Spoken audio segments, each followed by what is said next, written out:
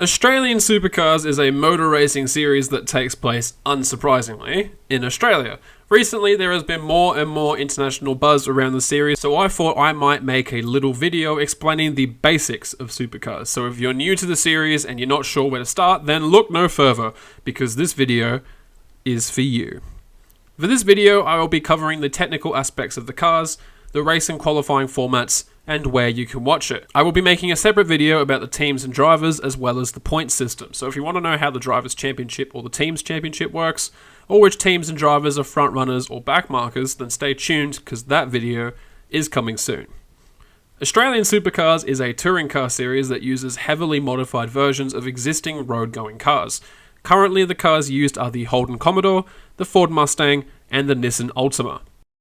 Any manufacturer is allowed to enter nowadays. In fact, only a few years ago we had Mercedes and Volvo included with these three other cars, however they have since dropped out. Supercars is a semi-spec series, with the vast majority of parts being spec parts either provided by Supercars themselves or manufactured to strict guidelines by third-party manufacturers. The chassis, cooling system, fuel, electronic systems, drivetrain, rear suspension, wheels, gearbox and brakes are all spec parts. In the past, engines had to be V8s, hence why the series was called, and still often is called by fans, V8 Supercars. Nowadays though, engines can be turbocharged or naturally aspirated and can have any arrangement or number of cylinders, though they must be able to produce between 460 to 485 kilowatts of power. Despite these rules though, all engines used currently are naturally aspirated 5-litre V8 engines. The reason for the heavy regulations on power, but not on the actual engine specifications, is to encourage manufacturers to provide their own engines. There is a spec version that Supercars may provide for you if you cannot provide your own engine.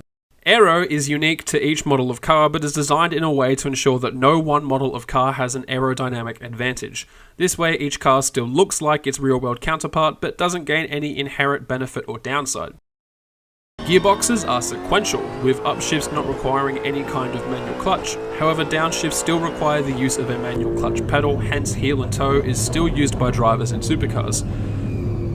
There are no driver's assist in supercars, no traction control or anything like that. This, combined with the semi-spec nature of the series, means that talent is one of the most important factors contributing to success of a driver in the series.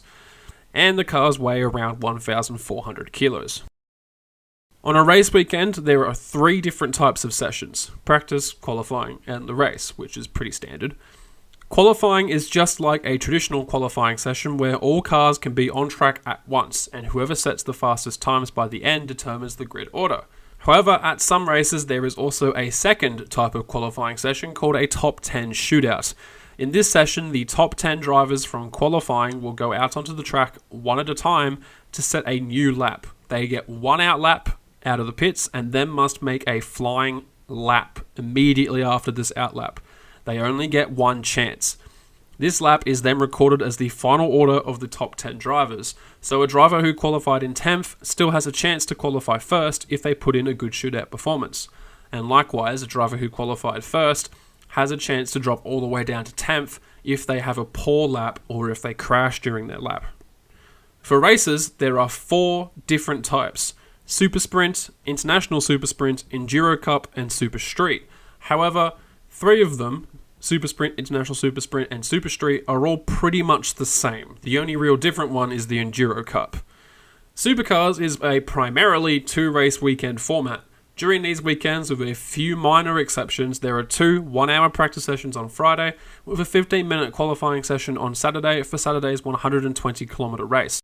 On Sunday, there is a 20-minute qualifying session which determines the order of the grid for Sunday's 200-kilometer race.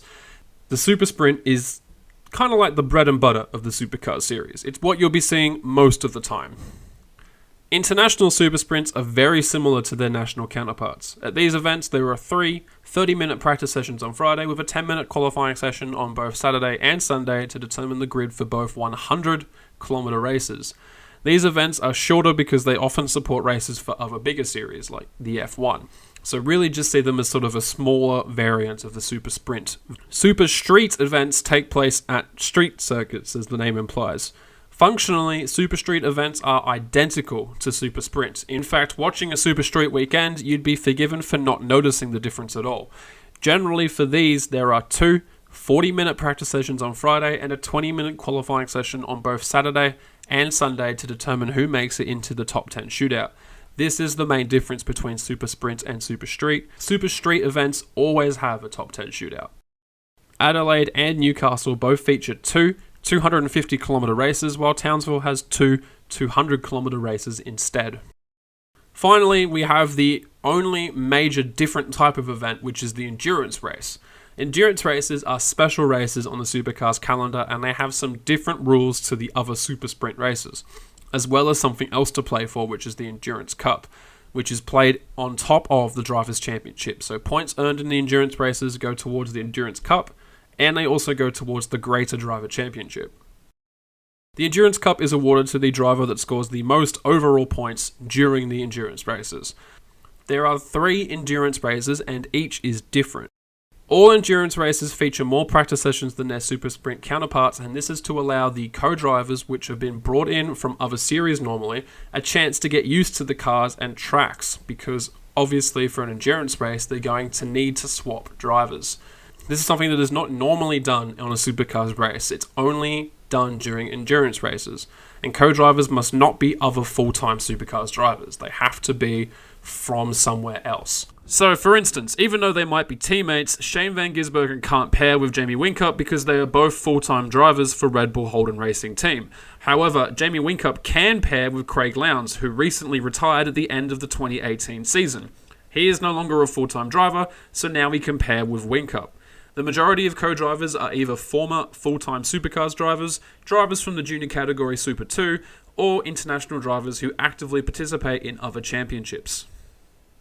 They all feature a traditional qualifying session, with Gold Coast and Bathurst having a top 10 shootout to determine the final order, while Sandown has a set of qualifying races, a feature that is unique to Sandown on the calendar and something I will probably go over in a different video closer to the actual event because it is kinda confusing. Sandown and Bathurst have one race on Sunday, Sandown 500 kilometres and Bathurst 1,000 kilometres. The Gold Coast is 600 kilometres total, split between two 300-kilometre races on both Saturday and Sunday. Honestly, I have no idea why Supercars chooses to make the endurance races so needlessly complicated, but there you go. All you need to really remember is that each one is different, and there is 3. Sandown, Bathurst, and the Gold Coast. But what are they racing for? They're racing for points, of course. Whoever has the most at the end of the season wins the championship. There is also a separate teams championship too, although there isn't as much emphasis on this as there is in other motorsports. Rather than bore you with the details of the point system now, I will go over it in the next video, so if you want to know exactly how points are awarded, then make sure you subscribe so you can catch that one when it comes out. If you want to watch Supercars in your country, you can by finding your country on this chart. Or you can use SuperView, a service run by Supercars that lets you stream every practice, qualifying, and race session online. It costs $60 for 1 year and must be renewed every year, which is super cheap for what you get. It's like $5 a month, which is a lot cheaper than having to go through pay TV. Plus, Supercars gets all the money themselves, so none of that money going to greedy pay TV corporations. Although it is not available to Australians and New Zealanders, weirdly, due to contracting issues with Fox. There is also Super Archive, which lets you watch old races online for another $60 a year. This is the 2019 calendar. I've also indicated if a race is a Super Sprint, Super Street, or Endurance race next to the event. Notice here that the majority of races are Super Sprint races, with a total of 7, 9 if you count International Super Sprint.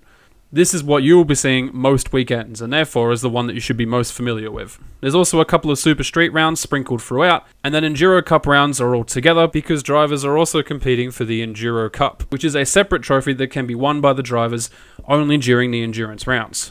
That's why the Endurance Cup races are all together in the calendar.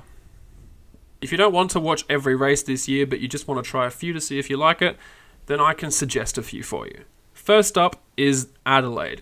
The season opener is always a fantastic event, plus it being a street circuit means that they run a slightly longer race at 250 kilometers instead of the usual 200 kilometers on both Saturday and Sunday. It also gets a top 10 shootout, which will give you a good taste of just how that event works right on the first day of the calendar. It's a fantastic race. It's on the old Formula 1 track before it moved to Melbourne, and it always produces some fantastic close racing. Phillip Island is another classic track which always delivers good racing. It's the current home of the MotoGP in Australia, so you know it's going to be a quality track that always produces a good time. And then there's always Newcastle. So if you're still watching by the end, or if you're still curious at the end of the season, Newcastle is the finale. And it's only been on the calendar for 2 years, but so far both years it has produced some nail-biting races for the championship on both Saturday and Sunday.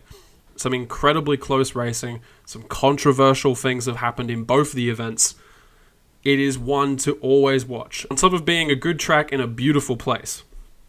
Finally, if you're only going to watch one race this year, only one, then you have to watch the Bathurst 1000, a world-famous circuit and a world-famous race. Every Bathurst race every year is always an incredible race, filled with controversy, close racing, massive accidents, everything you could possibly want from a race, spread out over the course of 4 to 6 hours, depending on what happens in the race. If you're only going to watch one race this year from Supercars, make it Bathurst.